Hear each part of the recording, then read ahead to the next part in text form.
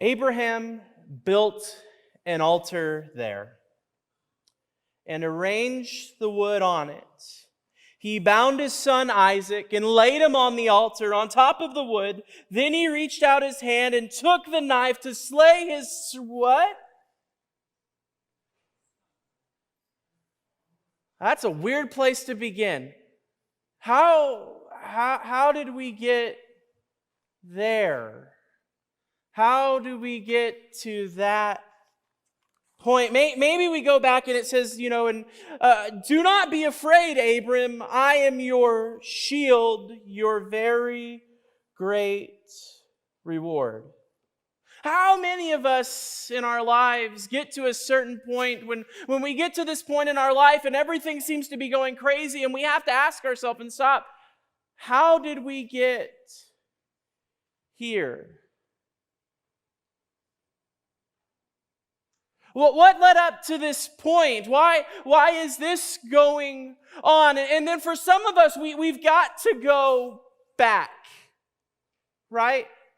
We've got to get back to the beginning. We've got to get back to how it all started. And this morning, we're going to start a 9-week series that I've titled A Journey of Faith. Actually, I will say I stole this title, okay? When I was in school, the one year that I was in part of youth group, there was this thing that our church did called Leadership Training to Christ, LTC, and the title for that whole LTC for the year was A Journey of Faith. Now, what they covered was Genesis, the whole book of Genesis, and it was an amazing opportunity. It was a great time. It was one of the moments that I look back on and I smile about. But when I think about a journey of faith, and I think about the book of Genesis, I think of one man, really. But you're like, Darian, but think about all these other things. But let's talk about the man who realistically started it all. A man by the name of Abraham. And what we're going to spend in these next few weeks is looking at his life.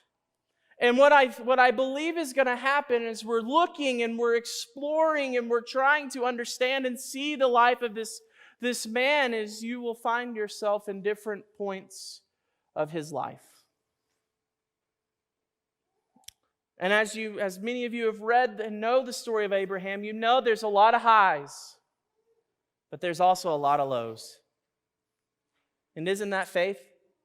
There's a lot of highs and there's a lot of lows. So if you have your Bibles, if you'll turn with me over to Genesis chapter 12. Again, that's Genesis chapter 12. We're going to be looking at verses 1 through 9. Again, that's Genesis chapter 12.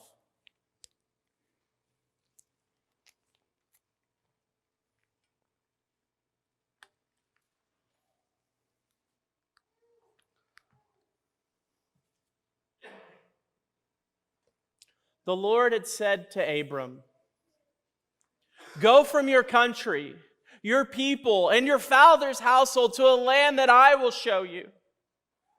I will make you into a great nation, and I will bless you. I will make your name great, and you will be a blessing. I will bless those who bless you, and whoever curses you, I will curse. And all people on earth will be blessed through you." So Abram went as the Lord had told him, and Lot went with him. Abram was 75 years old when he set out from Haran. He took his wife Sarai, his nephew Lot, all the possessions they had accumulated, and the people they had acquired in Haran. And they set out for the land of Canaan. And they arrived there. Abraham traveled through the land as far as the site of the great tree of Moreh in Shechem. At that time, the Canaanites were in the land. The Lord appeared to Abram and said, "To your offspring, I will give you this land." And so he built an altar there to the Lord, who had appeared to him. From there, he went on towards the hill east of Bethel and pitched his tent. with Bethel on the west and Ai on the east. There he built an altar to the Lord and called out to the name of the Lord. Then Abram set out and continued towards the Negev. So God goes to Abram and says, hey, I want you to leave everything you have ever known. And not only that, I want you to follow me. Sounds great, right? Go ahead and leave everything you've ever known. You've built a family here. You've built a life here. Your father was here. And I believe his father was there. And so I want you to leave Ur, the place that you have known as home, for your entire life, and I want you to follow me. Now, I want to put myself as best as I can in the shoes, because if you're like me, when I study the Bible, I want to kind of get a glimpse of what it must be like. So realistically, we're going to assume as if Abram lived in Ur, like many of you, you live in Las Cruces. Some of you have lived here your whole life, right? Or nearby your whole life. You've probably... we know some of these aren't going to work because we know he was nomadic, but let's go ahead and let's just play through this just for a moment. Some of you have probably bought a house, right? Some of you have probably lived in that house for 20, 30 years. Let's see, what else? You've probably made friends here, right? Yeah? There's a chance maybe that you have family here. And maybe for some of you, you're like that old country song, I know this town like the back of my hand. I can tell you which street goes that way and don't go that way. Some of you have probably been there. And like Abram, he's been there his whole life. He knows people. He's been around people. And his friends and family, they probably thought he was crazy. What do you mean you're going to leave and you heard a voice and he's going to say, go follow me to a land that I will show you? What do you mean?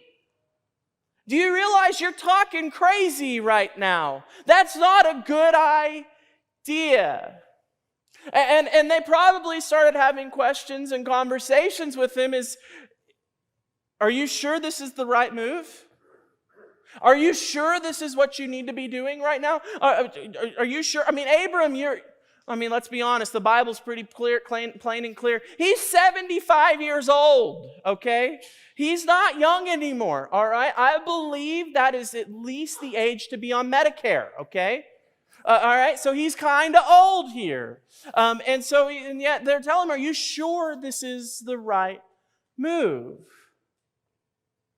And then there also has to be the conversations that he has to be processing through as he's thinking about all of this. Could he trust that God was going to fulfill his promise? You have to ask the question. And so he's got to sit there and say, is God going to protect me? Is this going to be as amazing as it sounds? Is this going to be as great and as awesome? I'm going to have a nation and oh my goodness, it's so amazing. And so could he trust that God it was true to his word? Or, as some of us may think, or is God doing the used carsman sell trick? It runs really well. It's beautiful. You get down the block, broken down. It's all right. You paid for it. So could he trust God was being truthful? But realistically, church, when God calls, it rarely makes sense. It doesn't make any sense to leave a place when you're 75 years old. It doesn't make sense to go over there and uproot your entire life and uproot what has been possibly your entire family line and to move to a place that God said He's going to show you. It doesn't make any sense. In church, to be honest, like Abram, it doesn't make sense when God calls us. Because truthfully, when you feel the call of God come to you, people are going to think you are crazy. I can only go back and talk about what I experienced. Darian, when I would tell people as I would wait tables, I would tell them when I was starting to feel the waters a little bit, okay? We all kind of feel the waters a little bit when we feel called, okay? And people would be like, so Darian, I had waiting tables at Cheddar's, and I would tell them, so what do you want to do? I said, well, I either want to be a minister or a lawyer. And they would usually tell me things like, wow, that's kind of different. They would say, so you either want to be somebody who lies to people or doesn't? I was like, well, maybe. Anyway, no. But people are going to think you're crazy. And whenever you go and you tell people, some of them are excited. Church people understand, but people outside the church, they don't understand. Right? How could you do this? And I do believe friends and family will worry about your future. They will. One thing, and I love my family, and I appreciate them, and they're probably watching this. Love you, Grandma. But there were worries about how are you going to financially survive. It's true. I mean, we are talking huge different pay bumps or whatever it may be here. And so there were questions of how are you going to do this? What does this look like? And I think if they had known that I was going to end up in New Mexico, they would have said no. I've never lived 10 or 11 hours from my family before, okay? And Camille has never been, she lived in Brazil, but she's never been 10 or 11 hours from her mom and her dad. And so people are going to worry about your future. It's just how it is. And that also means, though, he may call you to leave your home and move somewhere else, like Las Cruces, New Mexico, which is great, okay? I love it, all right? At least it's not Oklahoma, okay? I'm just kidding. I always have to throw in those jabs. Anyway, but no, he's going to call you to leave and go somewhere else. He's going to say, no, not only do I want you to leave, I want you to go to a new culture. I've told you all this. When I got here, it was culture shock. I'm not used to some of the things that I've seen here. And I think one of the biggest things, and I'll say I'm not over here saying vote for whatever, but it's different living in a Republican state your entire life than moving to a Democrat state. It just is. It is. And that's not me saying one thing or the other. I'm not telling you anything other, but I'm just saying it's different. I always use this example. Whenever I lived in Texas, and we were in the school where it was like, go hard until somebody makes you go home. Okay? We ended the mask mandate, and we went hard, and then everybody started getting COVID, and then they shut down the state again. Okay? We went hard, and we had to go home. And then we opened back up. But then we came here, and people were still wearing masks. It was still mask mandated and everything else. To me, that was like stepping back into time. Not saying it's a bad thing. I'm just telling you it's different. And so that's just some of the examples that I give. So God's going to call you to a place, and it's going to be different. There will be different cultures. There will be a different identity. There's going to be a lot of new things that you're going to have to learn. It doesn't mean it's bad. It's just you're going to have to reshape. And I also believe as we're following God, there are going to be moments when you wonder if you have made the right decision. We all have faced hard times. And we've all faced hard moments whenever we thought God was going to come through in such a way that it was going to be amazing. Because I believe God always tells us this is going to be good. It's going to be amazing. And it is good. And it is amazing. But that doesn't mean as you're going to where it's going to be good and amazing, that doesn't mean there's not going to be hard moments where you've got to grow. That doesn't mean there's going to be moments where you're going to sit there and say, God, I thought it was going to be easy.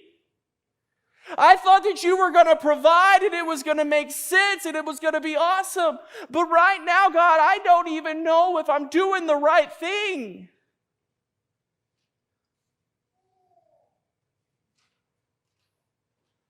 And yet he says, trust me, I know what I'm doing. And we have to grow in what I call the pressure cookers of life. Because sometimes, yes, God's put a calling on our lives, but that doesn't mean things don't have to change in our lives before we can get there. One of the best stories of this that I can think of from our Bible, and we'll talk about this some with Abraham, is David. Think about it. What did God tell David? What happened? What did Samuel do when he first saw David? He poured some oil on his head. Now, if we just left it there, but what does that mean? That means he was anointed to be king. But David didn't become king immediately. No, David had to make some mistakes. David had to run from his life from the other king who wanted to kill him. And yet, what did he do? He had to trust God. And I'm sure you have read Psalms before. That would be my response too, okay? And yet, David, he was anointed, but it was not time for him to fulfill his purpose. Does that make sense? And so as we're going in life, there's going to be moments where we're going to have to hurt a little bit as God shapes us and molds us to fulfill our purpose. But that does not mean that when you're in the middle of the pit, that you won't be asking, did I make the right decision? Was this right? Was this where I should have been? Was this where I should be? I think back to after I graduated, and I'm sure some of you have heard me tell this story, but I thought I was going to find a ministry job right away. Okay, I thought it was going to be easy, okay? What did I have internships for, right? But it wasn't. And so I instead had to go work in a warehouse that didn't have AC. And every day I just said, man, I'm so grateful that I got a degree. And then eventually I got a call to be the resident director at Oklahoma Christian. And I did that. And I did that from, July to about January. Well, my last day was February. And I just remember telling Camille, and I was preaching part-time as well, but I remember doing all of that, and I just remember though, realizing, oh man, it's not happening. And I was like, did I make the wrong decision? Because it's not as easy as I thought it was going to be. And then ultimately, Camille goes and talks to one of the professors at Oklahoma Christian, and then everybody wanted to hire me. It was weird. But then I chose Wichita Falls. And to be honest, it's not that I don't love kids. It's just I don't like all of the extra things that went on in youth ministry, okay? I don't like having to work on a budget. I don't like having to go make sure that I think everything down from the event down to the paper plates, okay? I don't like that. That's not who I am. I'm a big picture guy.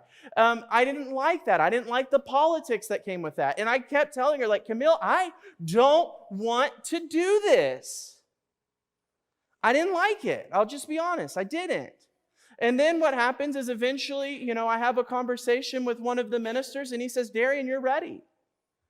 And so I got out of youth ministry to start looking for preaching jobs. And then I get to the point where I'm sitting there and I'm about to break down and I'm overdramatic. You know this, okay? It's been 2 months and I'm sitting there and I'm crying at a kitchen table telling Camille, maybe I need to go to law school. Maybe I made a mistake. This is 2 months, okay? And then I get a phone call. And it's a church wanting to interview me. And then a week later, I'm playing mini golf and Ken Needham calls me and there's explosions going off in the background because there's a baseball game going on. And yet God said, I needed you to be patient. There were moments in my journey, and I'm sure there will be more, where I have to ask the question, am I doing the right thing? And yet we have to stay still and trust that God's going to come through. And so what that means is we have to learn to take a step of faith like Abram. And so God tells Abram, I will make you a great nation. That sounds amazing, right? Somebody says, I'm going to make you, let's just put it this way. I'm going to make you the CEO. There's a problem. You're in middle school.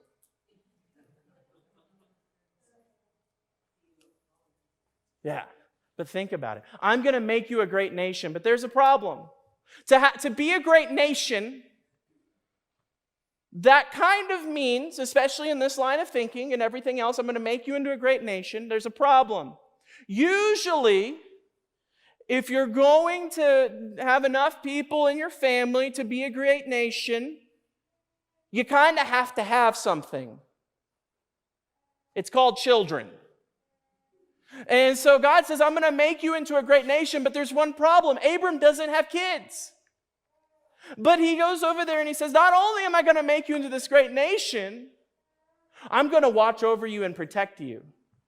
I'm going to be your shield, your very great reward. I'm going to make sure that everything's going to be okay. You don't need to worry, Abram, because I'm going to be there. And what happens? Abram had to sit back and say, this doesn't make any sense. But following God never does. By then, I'm sure they'd heard the story of the flood and the ark. It didn't make sense for Noah to build an ark. They didn't even know what rain was. And yet he had the understanding to say that, man, it never makes sense to follow God. So what does he do? He takes his brother and his wife, and as a 70-year-old man, he leaves. He leaves everything that he's ever known. And he continues on, and they go on to Canaan. The place where, if you've read Joshua or you understand a little bit about Joshua, you understand that Canaan is the place where there will be the promised land. And yet Abram went to a place that will be the promised land, but it's not time yet. Abram went to a place where, he knew the promise of God, but he never got to see it fulfilled. And yet he took what God said and he believed him, and he went to Canaan, to the place where eventually his ancestors would rule that land. And what happens is Abram, he travels all the way to Shechem. And God told him that I'm going to give you all of this land.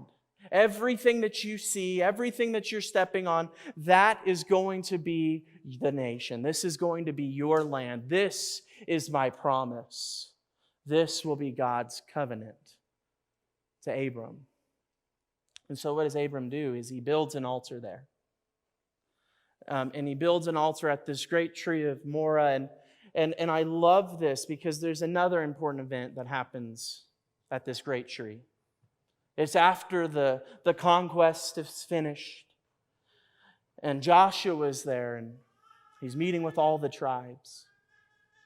And he has this amazing speech because he takes them back where Abram is at that moment. And he says, God has been with us through this whole time. He's given us this land. We've seen that He's taken us out of Egypt. He's done all of these amazing things. And then He gives this amazing battle cry. This is all in Joshua 24. He says, choose this day who you will serve. And He says, but first, for me and my house, we will serve the Lord. If it wasn't for Abram, it would have just been another tree. And yet that's where Abram decided to build an altar and to say that, okay, I followed you here, but now I'm putting all my faith in here. I'm pushed all of my chips. Here are my chips. God, lead us. Lead us. Lead us as a nomadic tribe as we're trying to figure out how we do this thing called faith in a foreign land.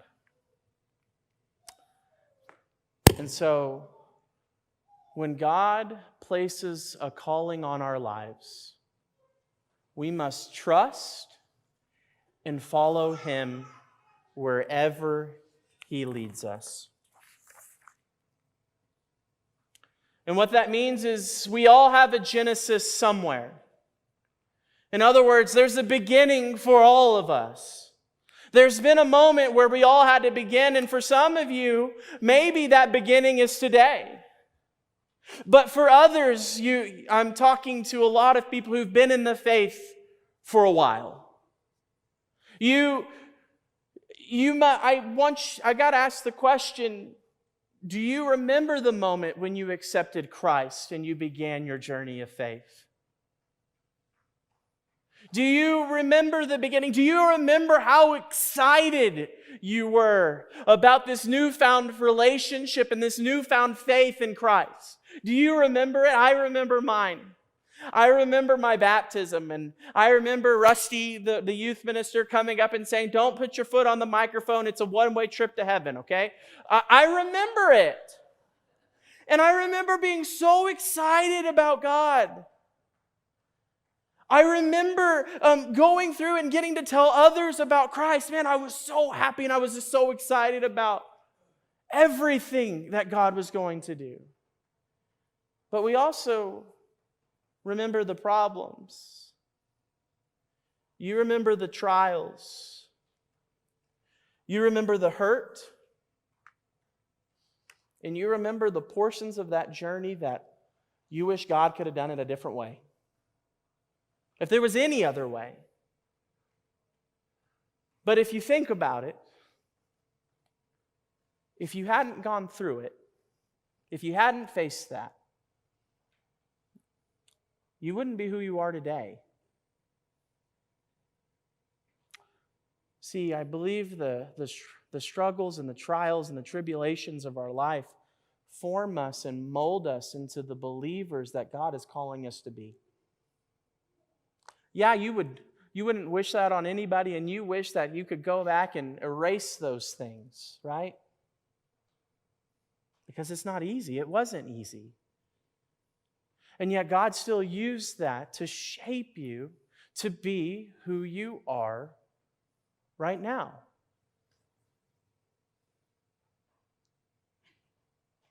Because God uses our brokenness. And we've learned and we've grown. And you know what's going to happen is that maybe there's going to come a point in your life where you're going to find somebody else who's going through something similar to what you went through. That's not always the greatest thing, but you can help them through that. You can tell them, man, I experienced that. I know how you feel. And you can sit there in the ashes with them and you can love them. And as they're walking through it, you can then have conversations about, I don't know exactly what you're going through, but I've been through something similar. And this is what I realized, and this is what I've learned. And it's always helpful to know that you're not alone. Because sometimes that's what we want to believe, is that we're alone. But we're not. And so God is always going to be with us, and He will help us grow and to be stronger in our faith. And the next thing I think is important, and I like how I worded this now. I hated it at first. You were always young enough to follow Christ. And in other words, it doesn't matter how old you are. Abram was 76 years old, okay? And some of you are like, well, Darian, I'm 82. We have never lived a nomadic life, okay? So I'm going to assume 76 is pretty old back then, okay? And yet what happens is that he decided he's going to follow God at 76 years old. So it doesn't matter if you're 105, 108, 87, 86, or 12. You're never too young to decide to follow Jesus. And you're never too old. Because God has been hunting for you and searching for you your entire life. He's been wanting to have a relationship with you before you even knew it. And so what that means is God is calling you to follow Him to a place that He will show you. And so we have to ask the question, will you follow Him? So we have to stop waiting. We need to stop waiting for the rainy day, the perfect sign, the blowing up of a rainbow. I don't know what you're looking for. Stop waiting and follow Him. He wants you to lead you to a new place, to a new faith. and He wants to give you a new purpose. And so maybe you're here today and you're thinking to yourself that I have been waiting, and I have been wondering for this mystical sign that just doesn't keep coming, and yet I keep hearing week after week to follow Him. Maybe that's God telling you that you should follow Him. Maybe that's God saying that, hey, today is the day you stop waiting for this perfect opportunity when the moons and the stars and the planets align and leprechauns dance on this table. Maybe today is the day that you decide that you are going to step into a relationship with Christ and follow Him. We would love to have that opportunity to have a conversation with you about following Christ.